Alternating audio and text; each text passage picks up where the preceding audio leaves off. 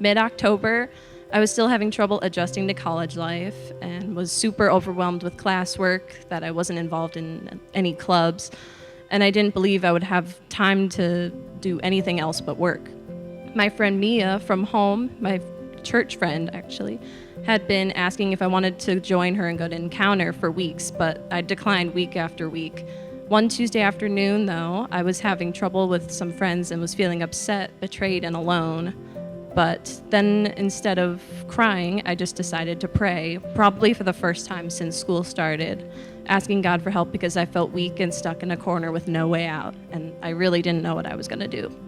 Not long after starting to cry, I remember that was in fact a Tuesday night, and Encounter would be starting in less than 2 hours.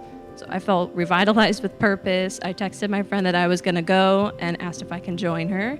I went past all the smiling faces and friends laughing together, and I still remember the feeling of first seeing Encounter that night. It was packed with hundreds of people in a vibrant environment, the energy completely opposite of what I was feeling. Feeling lonely in this crowded building only made my anxiety increase, and I was ready to cry again until I saw a familiar face in the second to last row right in front of me. This friendly face appeared in the form of Katie Westerholm, one of the clarinetists in my section in the marching band, who I'd only met a few months prior, and she greeted me with a smile and a wave. She came over, and she and her friends offered a seat for me next to them while I was waiting for my friend. I stood surrounded by strangers who were kind and inviting after the day where all I was feeling was down and unwelcome.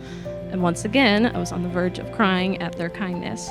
As the service went on, I noticed how everybody in Katie's row was so invested in the word, lifting their hands and singing out, which isn't something I'd seen at my church back home.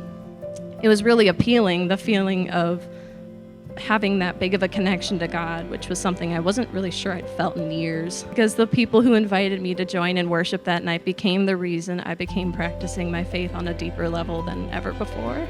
God gave me all these incredible sisters in Christ who brightened my every week and further pushed me to jumpstart a friendship with God. This friendship has completely changed my life.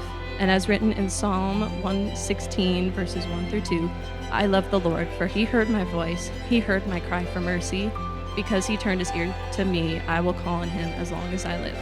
I now wake up every morning and give my day to God, because even if I have a day full of anxiety or a day of peace, I can thank God for my life and know that he was always looking after me and working in me to share his love with others.